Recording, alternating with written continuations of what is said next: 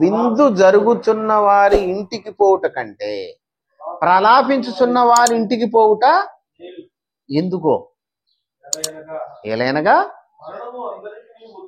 అది ఏంటి, మరణం అందరికీ వస్తుంది కనుక బ్రతుకువారు దాన్ని మనసున పెడతారు. రైట్. ఇప్పుడు నేను కూడా ఇక్కడ ఉన్నా, మీరున్నారు, మనందరం ఉన్నాం. ఎప్పుడైనా మరణం గురించి మనసున పెట్టామా? పెడతామా మనసున? ఎందుకో భయం, మరణ భయం. ఎప్పుడు మనం మృత్యు చుట్టే తిరుగుతుంటాం, మనకు తెలియదు. అవునా? మృత్యు చుట్టూ తిరుగుతున్నామా లేదా? మనం అది మన చుట్టూ తిరుగుతుంది, మనం దాని చుట్టూ తిరుగుతూనే ఉన్నాం. మృత్యు అనేది ఎప్పుడు వస్తుంది? కరోనా టైంలో చాలా మంది పాస్టర్లు చనిపోయారు. అవునా? అప్పుడు చాలా మంది ఏమన్నారు, యేసయ్య బతికించలేదా అని అడిగారు. మరి సరి అయిన కారణం ఎవరు చెప్పగలుగుతారు? అప్పుడు యేసయ్య బతికించవచ్చు ఆయన సేవకుడుగా అని మాట్లాడారు. ఎందుకు ఈ మాటలన్నిటిని మనం తీసుకుంటున్నామంటే, మరణము అందరికీ వస్తుంది. అందుకే నువ్వు పెళ్ళిళ్ళకి పోతావు, శుభకార్యాలు అంటావు, అయ్యి అంటావు, మంచి ఎంజాయ్ చేస్తావు, జల్సాలు చేసి ఎంజాయ్ చేసి వస్తావు. అక్కడ ఏముంటుంది?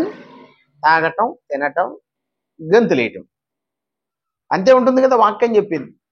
మరి అదే మరణం దగ్గరికి వచ్చేసరికి ఏముంటుంది అంటే, ప్రలాపిస్తున్నారు. అక్కడ ఒక కుటుంబ సభ్యుడిని కోల్పోయారు, ఒక కుటుంబ సభ్యురాలను కోల్పోయారు.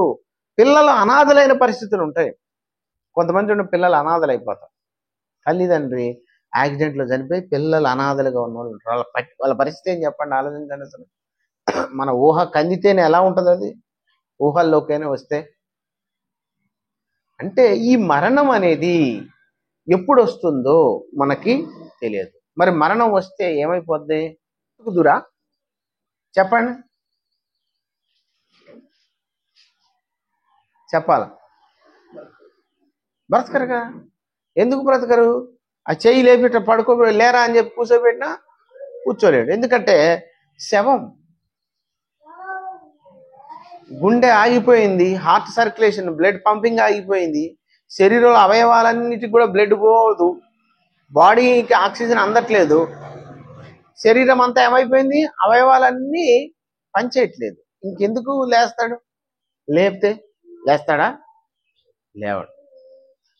దీన్ని మనం తెలుసుకునేటప్పుడు ఒక మాట మనం ఆలోచిద్దాం. అదే యోబు గ్రంథం 14వ అధ్యాయంలో 7వ వచనాన్ని చూద్దాం. అంటే ఆ నరుణ్ణి నువ్వు బ్రతికించలేవా? బ్రతికించలేవు, మన వల్ల కాదు అనే కదా అక్కడ కనపడుతుంది. అరే చెట్టు చిగురిస్తుంది, దాన్ని నరికేసిన దాని కొమ్మల నుంచి. ఒక చెట్టు మొద్దు నీటి వాసనకు అది కూడా చిగురిస్తుంది. ఓ గొంగళి పురుగు మన కళ్ళ ముందు సీతాకోక చిలుకగా మారుతుంది. ఇన్ని వేరియేషన్స్ అన్ని మన కళ్ళ ముందు జరుగుతున్నాయి, కానీ చచ్చిన మనిషి మాత్రం తిరిగి లేవట్లేదు. చచ్చిన మనిషి తిరిగి లేవడు. ఒకవేళ చనిపోయిన మనిషి తిరిగి వస్తే ఏమంటాం? మనకు పేరు తొందరగా తెలుసు, ఏంటిది? దెయ్యం. అది ఎట్లుంటుందో కూడా తెలియదు, ఏదో సినిమాలోనో దేంట్లో చూస్తుంటాం, దాన్ని సృష్టించుకున్నాం అట్లా భయాన్ని. అంటే ఇక్కడ మనం ఆలోచించాల్సిన దాన్ని ఇంకా మనం చూడగలిగితే ఇంకొక మాట ఉంది, ఆకాశము గతించిపో వరకు వారు మేలుకొనరు, వారు మేలుకొనరు, ఎవరునూ వారిని నిద్ర లేపజాలరు.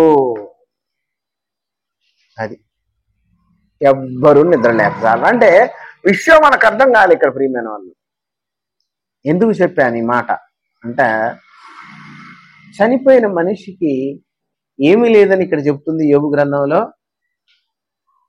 బ్రతుకు లేదు, వాడు పడిపోయి ఉన్నాడు, వాడి దగ్గర ఏమీ లేదు, శక్తి సామర్థ్యాలు ఏమి లేవు, వాడు చనిపోయాడు, వాడు ఎప్పటికీ లేవాడు అన్నాడు. ఇదే గ్రంథాన్ని మనం చదువుతున్నాం. ఇది ఎప్పుడు వచ్చింది ఈ గ్రంథం అంటే, ఇప్పుడు మన పాత నిబంధనల్లో ధర్మశాస్త్రం ఉందా? ఈ ధర్మశాస్త్రం కంటే ముందున్నది యోబు గ్రంథం. అప్పటికింకా ధర్మశాస్త్రం లేదు. వింటున్నారా? అర్థమవుతుందా? అప్పటికి ధర్మశాస్త్రం లేదు, కానీ పాత నిబంధన మొత్తం అయిపోయిన తర్వాత దీన్ని రాశారు యోబు గ్రంథం. యోబు గ్రంథం ఇట్లా పెట్టారు, కానీ యోబు గ్రంథం అంతకు ముందు ధర్మశాస్త్రం లేని కాలంలో ఉంది. ఓకే. సో ఇక్కడ మనం ఆలోచించినప్పుడు మనకు అర్థం కావాలి, మరణించిన మనిషి తిరిగి లేవడని, మరణించిన వాడు మేలుకొన జాలలేడని, మరణించిన వాడు అదిగో నీరు ఏ విధంగా అయితే ఆవిరైపోతుందో అలా ఆవిరైపోతాడు. మనిషి మట్టిలో కలిసిపోతే ప్రకృతిలో కలిసిపోయినట్టే వాడి దేహం. ఇక ఏ మాత్రం కూడా ఏ మాత్రం కూడా తిరిగి లేవటానికి అసలు ఎలాంటి అవకాశం లేదు. ఇదే కదా బైబిల్ చెప్తుంది ఇక్కడ. రైట్. మనం ఇంతటితో ఆకుండా ఇంకా ముందుకు పోతే పాత నిబంధన కాలం ధర్మశాస్త్రం వస్తే మోషే చాలా అద్భుతాలు చేశాడు, దేవుడు చేయించాడు. ఆ తర్వాత ఎలీషా అద్భుతాలు చేశాడు. చాలా మంది కొంతమంది ప్రవక్తలు చనిపోయిన వాళ్ళని లేపారు పాత నిబంధన. అవునా? అలాగే యేసు ప్రభు వారు కూడా సమాధిలో ఉన్న లాజర్ని ఏం చేశాడు? బ్రతికించాడు. చనిపోయిన లాజర్ని బ్రతికించాడు. ఎలా బ్రతికించాడో తెలుసా? ఆకాశం వైపు కన్నులెత్తి, నువ్వు నా మనవి ఎప్పుడూ వింటున్నావు, ఇప్పుడు కూడా వింటున్నావు, అందును బట్టి నీకు కృతజ్ఞత స్తుతులు అన్నట్టు చూసి, ఆ తర్వాత సమాధి వైపు చూసి, లాజరు సమాధి నుంచి బయటికి రా అన్నాడంతే, వచ్చేసాడు. మరి ఇక్కడ చదువుకున్న మాటలు ఏమైపోవాలి ఇప్పుడు? మరణం అయిన తర్వాత నరులు బ్రతుకుదురా? Question mark. మరి ఆ పై వచనాల్లో ఏమున్నాయి? వృక్షం నరకబడి అది మళ్ళీ చిగురిస్తుందని, మొద్దు కూడా చిగురిస్తుందని నీటి వాసనకి. ఇన్ని చదువుకున్న మనకు అంటే మనిషిని ఎవరు లేపలేరు, చచ్చిపోతే వాడు అలానే ఉంటాడని మనం చదువుకున్నాం. మనము ఇప్పుడు మనం ఇక్కడ ఏం చదువుతున్నాం అంటే, ఇంకా ముందుకు పోతే బైబిల్ గ్రంథంలో చనిపోయిన వారిని ఏం చేశారు? లేపాడు. సమాధిలో ఉన్న లాజర్ని పిలిచాడు బయటికి. చనిపోయిన వాళ్ళని ఇంకా చాలా మందిని లేపాడు కదా. మరి చనిపోయిన వాళ్ళని లేపాడంటే మరి చచ్చిపోయిన వాళ్ళు మరలా తిరిగి బతుకుతారా? చెప్పండి, మరలా తిరిగి బ్రతుకుతారా? మరి చనిపోయిన వాళ్ళని ఎలా లేపాడు యేసు ప్రభు? ప్రవక్తలు ఎలా లేపారు చనిపోయిన వాళ్ళని? చనిపోయిన వాళ్ళని లేపాడు, మరలా తిరిగి వాళ్ళు చనిపోయారు. లాజరు మరలా చనిపోలేదా? అలాగే ఉన్నాడా ఎప్పుడు? దీన్ని బట్టి మనం ఆలోచించాల్సింది ఏంటంటే, భూమి మీద వచ్చిన ఈ మనిషికి ఒక అర్థం పరమార్థం ఉంది. అంటే మన జన్మకు ఒక అర్థము పరమార్థం ఉన్నది. దాన్ని తెలియజేయటం కోసమే మనకు ఒక మాట రాశాడు, మనం ఇందాక చదువుకున్నాం. ఏంటది? విందు జరుగుతున్న ఇంటికి పోవుట కంటే ప్రలాపించుచున్న వారి ఇంటికి పోవుట మేలు. ఎందుకంటే మరణం అందరికి వస్తుంది, దాన్ని అందరూ మనసున పెడతారు. అంటే ఈ మరణం నుంచి తప్పించగలిగిన, మరణం నుంచి విడిపించగలిగిన, మృతులను సజీవులను మృతులుగా చేసే వాళ్ళు ఎవరైనా ఉన్నారంటే ఒకే ఒక్కడు, ఆయనే తండ్రి అయిన దేవుడు. ఆయన మాత్రమే బ్రతికించగలుగుతాడు, ఆయన మాత్రమే తిరిగి లేపగలుగుతాడు, ఆయన మాత్రమే. అందుకే మనము 4 సువార్తల్లో మనం చదవగలిగితే యేసు ప్రభు వారు ఈ 4 సువార్తలని శిలువ మరణం గురించి వివరించటం, ఆయన చనిపోతాడని తిరిగి లేస్తాడని చెప్పడం జరిగింది. అనుకున్న విధంగానే ఆయన తిరిగి లేచాడు. ఇది మనందరికీ తెలిసిందే. ఇక అపోస్తుల కార్యంలోకి పోతే అక్కడ శిష్యులు సువార్త చేశారు. ఏమని సువార్త చేశారు తెలుసా? మన పితరుల దేవుడు యేసును లేపెను, మన పితరుల దేవుడు యేసుని లేపెను, మీరు జీవాధిపతిని చంపితిరి, తిరిగి యేసుని మన పితరుల దేవుడు లేపెను అని చెప్పారు. అంటే వాళ్ళ సువార్తలు ఏంటి?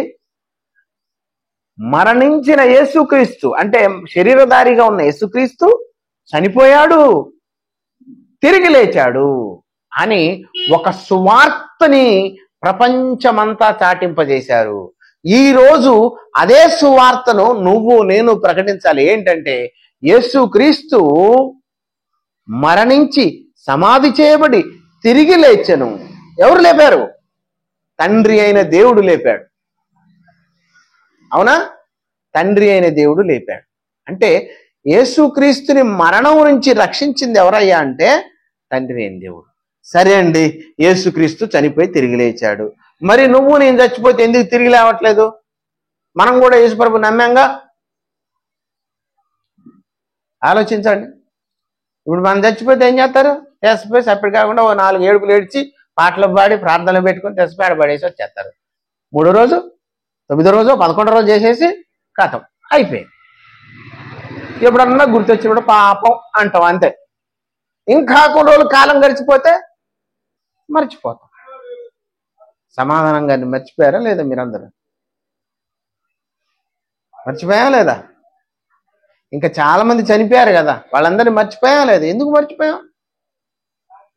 కాలం గడుస్తున్న కొద్దీ ఆ మనిషి మరణానికి వెళ్ళిపోయాడు, ఆ మనిషి మనుగడలు లేడు, ఆ మనిషి కంటికి కనపడటం లేదు, చనిపోయాడు, అయిపోయింది, చాప్టర్ క్లోజ్ కదా. అందుకని గుర్తుపెట్టుకో. కానీ ఇక్కడ మనం ఆలోచించాల్సింది ఏంటంటే, యేసు ప్రభువుని తండ్రి అనే దేవుడు తిరిగి లేపినప్పుడు నువ్వు కూడా యేసుక్రీస్తుని సొంత రక్షకుడిగా అంగీకరించావు. తండ్రి అయిన దేవుడు నిన్ను అనాది సంకల్పంలో ఈ కార్యక్రమం ఏర్పాటు చేసాడు మనకు తెలిసినప్పుడు, మరి మనం చనిపోతే మనం ఎందుకు తిరిగి లేవటం లేదు? ఇది పాయింట్. ఓకే, ఇప్పుడు ఆలోచిద్దాం. బైబిల్ ఇందాక ఏం చెప్పింది? చచ్చిపోయిన వాడు, చెప్పండి, చనిపోయిన వాడు తిరిగి లేవడు. ఉందా లేదా? ఆ మాట మళ్ళొకసారి యోబు గ్రంథంలో చూడే ఉందో 14వ అధ్యాయం. మరణమైన తర్వాత నరులు బతుకుదురా అని 14వ వచనంలో ఉంది. 7వ వచనంలో ఏముంది? వృక్షం నరకబడిన అది చిగుర్చుననియు, దానికి లేత కొమ్మలు వేయుననియు నమ్మకం గలదు. దాని వేరు భూమిలో పాతదైపోయినను, దాని అడుగు మంటిలో చిక్కిపోయినను, నీటి వాసన మాత్రం చేత అది చిగుర్చును, లేత మొక్క వలెది కొమ్మలు వేయును. అయితే నరులు మరణమై కదలలేక పడియుందురు, నరులు ప్రాణం విడిచిన తర్వాత వారేమైపోదురు అని అడుగుతున్నాడు. అని ఏమన్నాడు? తటాక జలములు ఎట్లింకిపోవును, నది నీరు ఎట్లు ఎండి హరించిపోవును, అలాగునే నరులు పండుకొని తిరిగి లేవరు. ఆకాశం గతించిపో వరకు వారు మేలుకొనరు, ఎవరును వారిని నిద్ర లేపజాలరు అని చెప్పేశారు. బా, ఇప్పుడు ఇక్కడ ఆలోచించాల్సిన పాయింట్ ఇది. ఈ పాయింట్ ఆలోచిస్తే మనకు అర్థం అవుతుంది. మన వాళ్ళందరికి చాలా మందికి అర్థం కాక అందరికి తెలియచేట్లేకపోయి దేవుడికి దూరం అవుతున్నారు తప్ప, నువ్వు నేను మనందరం మృత్యువు చుట్టే తిరుగుతున్నాం. ఏ క్షణాన మృత్యువు మన మీదకి వస్తుందో మనకి తెలియదు, కానీ నువ్వు జాగ్రత్త కలిగి ఉంటే ఆ మృత్యువును కూడా జయించగలుగుతావు. అవునా కాదా? అదే విషయాన్ని నేను ఇక్కడ మీకు తెలియజేస్తాను. ఇప్పుడు మనము కొరింథీయులకు రాసిన పత్రికలకు వెళదాం. మొదటి పత్రిక 15వ అధ్యాయము 3వ వచనం. నాకు ఇయ్యబడిన ఉపదేశం మొదట మీకు అప్పగించి తిని, అదేమనగా లేఖనముల ప్రకారము క్రీస్తు మన పాపముల నిమిత్తం మృతి పొందెను, సమాధి చేయబడును, లేఖనముల ప్రకారము 3వ దినమున లేపబడ్డాడు. అదేంటి? ఎవరు? మనిషి చచ్చిపోతే లేవరుగా. మరి మనిషి చచ్చిపోతే లేవరు కదా. మనిషి చచ్చిపోతే ఇక అంతే కదా, మర్చిపోవటమే కదా మనిషిని. మరి ఈయన ఎలా లేచాడు? ఈయన ఎలా తిరిగి లేచాడు? మన అపోస్తుల కార్యంలో కూడా తండ్రి అయిన దేవుడు యేసుని లేపినని మనం చదువుకున్నాం కదా మృతుల్లో నుండి. మరి ఈయన ఎలా లేచాడు? దేవుడు ఎలా లేపాడు ఈయన్ని? బైబిల్ ఏమో అక్కడేమో చనిపోయిన వాడు తిరిగి లేవడని ఉంది, ఇక్కడికి వచ్చేసరికి ఏమో యేసు ప్రభుని మరణం నుంచి విడిపించాడని ఉంది. ఇదే అసలు సిసలైన సువార్త, గాస్పల్. మనిషి యొక్క జన్మ పరమార్థాన్ని చెప్పండిరా అని సువార్తకు పోండిరా అంటే ఇష్టం వచ్చినట్టు మైకులు కట్టుకొని పోయి రోగాలు బాగు చేస్తాడు యేసు ప్రభు, పిల్లలు పుడతారు యేసు ప్రభు నమ్మితే, ఆస్తి కలిసి వస్తుంది యేసు ప్రభు నమ్మితే, ఇల్లు కట్టుకుంటావు యేసు ప్రభు నమ్మితే, అన్ని కలిసి వస్తాయని చెప్తున్నారు. ఒక పాస్టర్ ఏం చేశాడు తెలుసా? ఒక ఆమెతో సాక్ష్యం చెప్పించాడు. ఒక ఆమె దగ్గరట డబ్బులే లేవట. పాస్టర్ ప్రార్థన చేయంగా నా అకౌంట్లోకి డబ్బులు వచ్చేసినాయి 5,000. ఆమె సాక్ష్యం చెబుతుంది, నా దగ్గర డబ్బులే లేవు, పాస్టర్ గారు ప్రార్థన చేసేసరికి నాకు డబ్బులు వచ్చినాయి అంటుంది. ఇది నమ్మశక్యమైన సువార్తేనా? మరి బయటోడు తిడతాడా?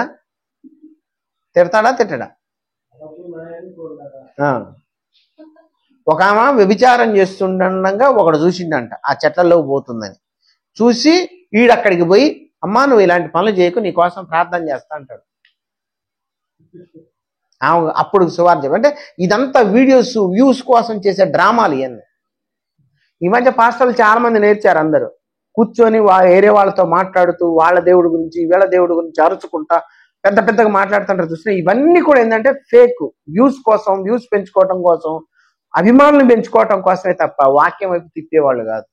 అరే బాబు నువ్వు చచ్చిపోతే ఏమవుతావు, నీ జన్మకు పరమార్థం ఏంటంటే చెప్పిన వాళ్ళు ఈ రోజులలో. మనకు జన్మకు పరమార్థం ఉంది. 60 ఏళ్ళు 70 ఏళ్ళ ఈ జీవితంలోనే ఎన్నో ఆశలు కలిగి ఉన్నప్పుడు మరి దేవుడు అలాంటి జన్మని మనకి ఇచ్చినప్పుడు అరే నీకు ఒక అర్థం పర్థం ఉంటుంది. ఈ మానవ జన్మని విడిచిపెట్టి పోతే మనం మరణిస్తే మనం ఎక్కడికి వెళతాం అని బైబిల్ చెబుతుందే. అది ఎవడన్నా చెబుతున్నాడా ఈ రోజుల్లో? ఎవడూ చెప్పట్లేదు. అదే మనకి ఇక్కడ తెలియజేయవలసిన విషయం అన్నమాట. ఇప్పుడు మనం చూద్దాం. నాకు ఇవ్వబడిన ఉపదేశం ఏమనగా అన్నాడు యేసు ప్రభుట.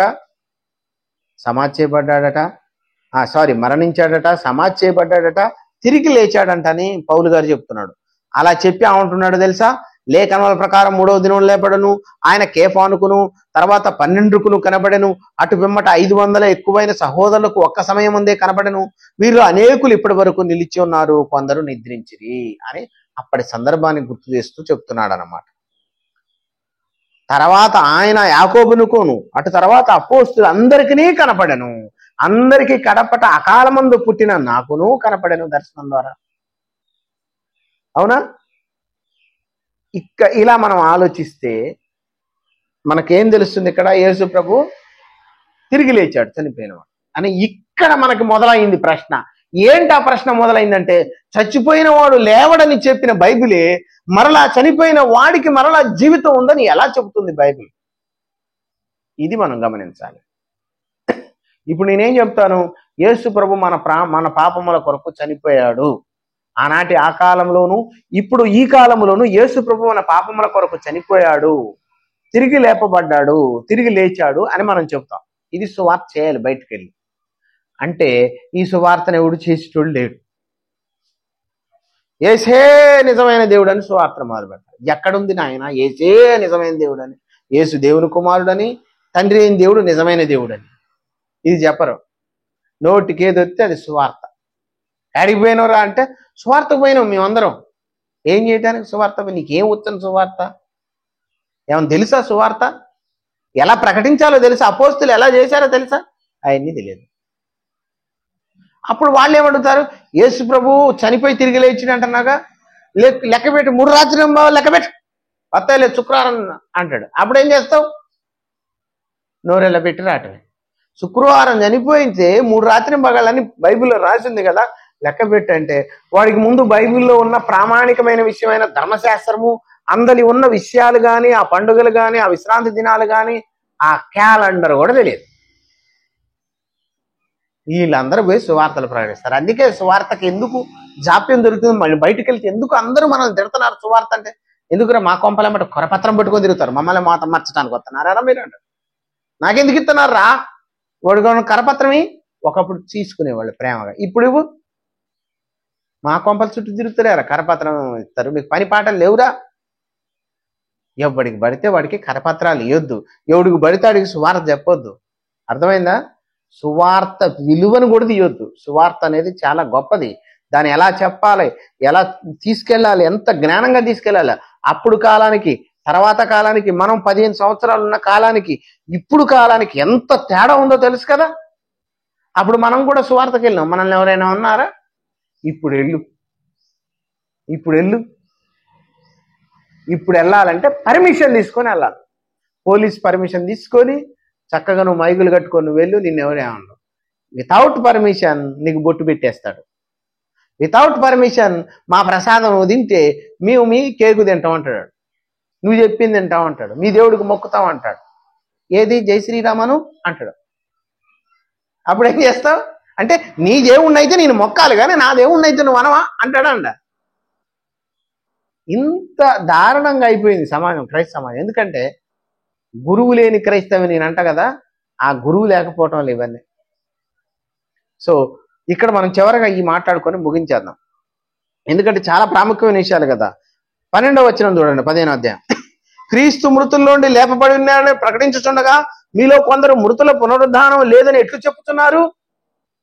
దీంట్లో ఒక బ్యాచ్ ఉంది, మన బ్యాచే, కానీ అది బయటికి పోయిన బ్యాచ్. ఏ బ్యాచ్ అది? ఇస్లాం. వాళ్ళు ఏమంటారు? యేసుప్రభు చనిపోలేదు, అల్లా ఆయన లేపుకున్నాడు, తీసుకెళ్ళిపోయాడు అంటే. బైబిల్ ఏమంటుంది? దేవుడు ఆయన్ని మరణం నుంచి తప్పించాడు, లేపాడని చెప్తుంది. చూడండి, మృతుల పునరుద్ధానం లేదని ఎట్లు చెబుతున్నారు? మృతుల పునరుద్ధానం లేని ఎడల క్రీస్తు కూడా లేపబడి ఉండలేదు, మరియు క్రీస్తు లేపబడిన ఎడల మేము చేయు ప్రకటన వ్యర్థమే, మీ విశ్వాసము వ్యర్థమే. ఇంతకాలం ప్రభు నమ్మటం ఎందుకు అనగా, అవునా కాదా?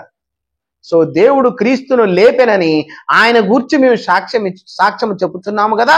మృతులు లేపబడిన ఎడల దేవుడు ఆయన్ని లేపలేదు గనక మనం దేవుని విషయమే అబద్ధపు సాక్ష్యం అగుపడుతున్నాం, అంతే కదా. మరి ఆయన తిరిగి లేవలేకపోతే మనం చెప్పేది అబద్ధం అవుతుంది. మృతులు లేపబడని ఎడల క్రీస్తు కూడా లేపబడలేదు. మీ క్రీస్తు లేపబడని ఎడల మీ విశ్వాసం వ్యర్థమే, మీరు ఇంకనూ పాపములోనే ఉన్నారు. అంతేకాదు క్రీస్తునందు నిద్రించిన వారును నశించిరి. అది అందుకే ఈ జీవితకాలం మట్టుకు మనం క్రీస్తునందు నిరీక్షించిన వారి ఎడల మనుషులందరికంటే దౌర్భాగ్యులు అవుదాం. యేసయ్య నమ్ముకుంటే ఆశీర్వాదాలు వస్తాయి అని గట్టిగా చెబితే వాడంత దౌర్భాగ్యుడు ఎవడు ఉండడని వాక్యం చెబుతుంది. నువ్వు నిజంగా ప్రేమించి చక్కగా ఉండి దేవుణ్ణి భయభక్తులు ఉంటే ఆయనే ఇస్తాడు, నువ్వు అడగని అవసరం లేదు. చెప్పాడు కదా వాక్యమే. ఇప్పుడు చనిపోయిన వారిలో ప్రథమ ఫలం క్రీస్తు అని వాక్యం రాశాడు. ఎలా ప్రథమ ఫలం క్రీస్తు అంటే, ఎప్పుడైనా గుర్తుపెట్టుకోండి, యేసు చనిపోయి తిరిగి లేచాడంటే, తిరిగి లేవటం అంటే రిజరక్షన్. ఏంటది? రిజరక్షన్. దాన్నే పునరుత్థానము అంటారు. ఏమంటారు? పునరుత్థానం అంటే ఆయన చనిపోయాడు, తిరిగి లేచాడు. అంటే తిరిగి లేవటం అంటే ఏంటి? సిలువలో మేకులు కొట్టారు, చేతులకు మేకులు కొట్టారు, కాళ్ళకి మేకులు కొట్టారు, ఒంటి నిండా గాయాలు చేశారు, సిలువలో చంపేశారు ఆయన. అవునా?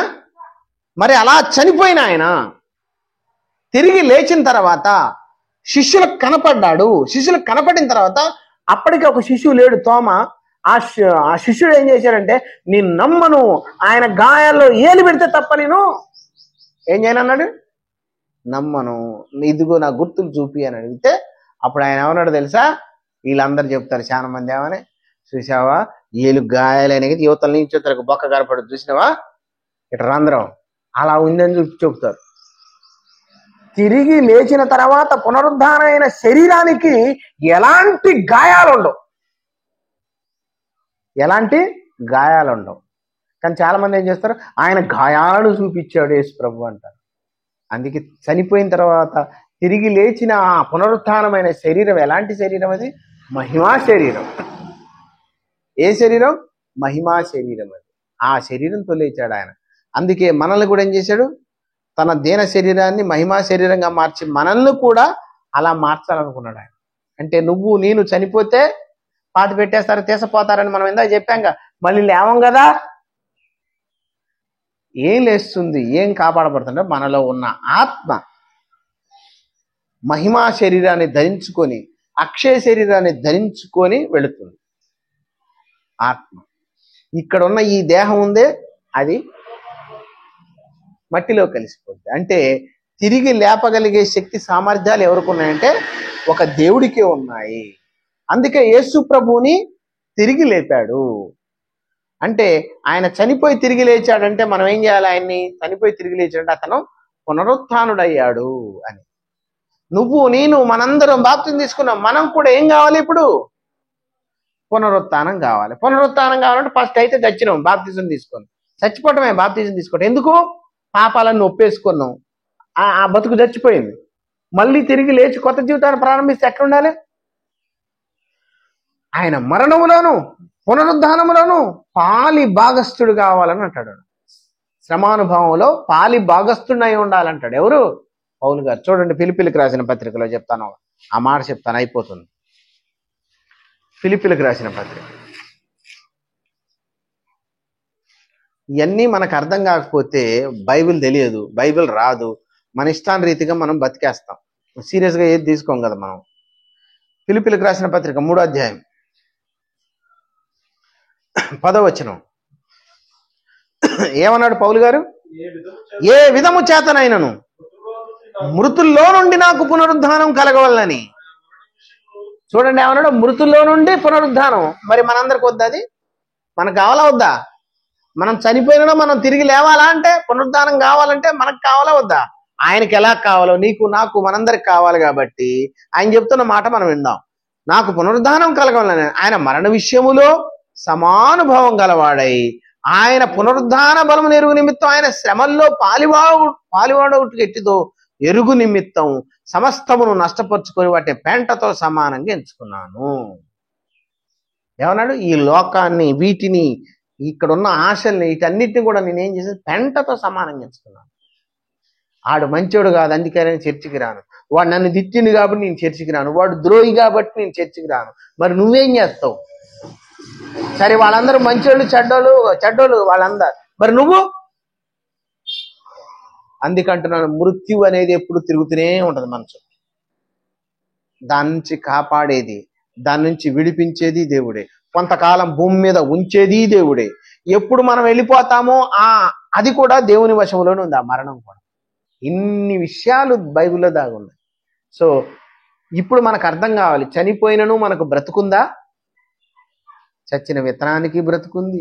గొంగలి పురుగు సీతాకోచిలకగా మారుతుంది. వృక్షం నరకబడినా అది చిగురిస్తుంది. మొద్దు, ఎండిపోయిన మొద్దు నీటి వాసనకు కూడా చిగురిస్తుంది. అవునా? అలాంటి ఈ మనిషికి మరి పునరుత్థానం లేదా అంటే ఖచ్చితంగా మరలా మరో జీవితం ఉంది. ఆ జీవితంలో ఈ అక్షయ శరీరాన్ని వేసుకొని మరలా మనం ఎక్కడికి వెళ్తాం? దేవుని దగ్గరికి వెళ్తాం. యేసు ప్రభు రాకడలో సంఘం ఎత్తబడి ఆయనతో పాటు వెళుతుంది. లేకపోతే మనము ఇక్కడ దేవుని ఎంతకాలం నమ్మినా, ఏ క్రీస్తునందు విశ్వాసం ఉంచినా, ఏం తెలుసుకోకపోతే వ్యర్థమని వాక్యము చాలా క్లియర్గా, ఖండితంగా చెబుతుంది అనమాట. అందుకే ఏమన్నాడు చూడండి 20వ వచనంలో, ఇప్పుడైతే నిద్రించిన వాళ్ళలో ప్రథమ ఫలం క్రీస్తు మృతుల నుండి లేపబడి ఉన్నాడు. మనుషుని ద్వారా మరణం వచ్చిన కనుక మనుషుని ద్వారానే మృతుల పునరుద్ధానం కలిగిన. ఆదాము నుంచి మరణం వచ్చింది, మళ్ళా యేసు ప్రభు రెండో ఆదాము నుంచి ఏమొచ్చింది? మృతుల పునరుద్ధానం కలిగింది. ఆదామునందు అందరూ ఎలాగ మృతి పొందుతున్నారో అలాగనే క్రీస్తునందు అందరూ బ్రతికించబడుదురు. ప్రతి వాడును తన తన వరుసలో బ్రతికింపబడుదురు. ప్రథమ ఫలం క్రీస్తు, తర్వాత క్రీస్తు వచ్చినప్పుడు ఆయన వారు బ్రతికింపబడుదురు అని చెప్పాడు. ఎంత చక్కగా ఈ మాటలన్నీ మనం చదువుకోగలిగితే మనకి చాలా విషయాలు అర్థమవుతాయి అన్నమాట. అదే అధ్యాయం 15వ అధ్యాయంలో మరొక మాట ఉంది. ఏమనంటే 52వ వచనం. ఏది? మన మరణం గురించి చెప్తున్నాడు. మీకు ఒక మరణం తెలుపుచున్నాను, మనందరము నిద్రించము గాని నిమిషములో ఒక రెప్పపాట్న కడబూర మ్రోగగానే మనందరము మార్పు పొందుతాం. ఏమవుతాం? యేసునందు విశ్వాసం ఉంచిన వాళ్ళు మార్పు చెందుతారు. గొంగళి సీతాకోకచిలుకగా మార్పు చెందింది. వృక్షం నరకబడిన మరలా చిగురించింది. ఎండిపోయిన మొద్దు నీటి వాసనకు చిగురించింది. అలాగే నువ్వు కూడా ఏమవుతావు? మార్పు పొందుతావు. నీకు మరణం రాదు.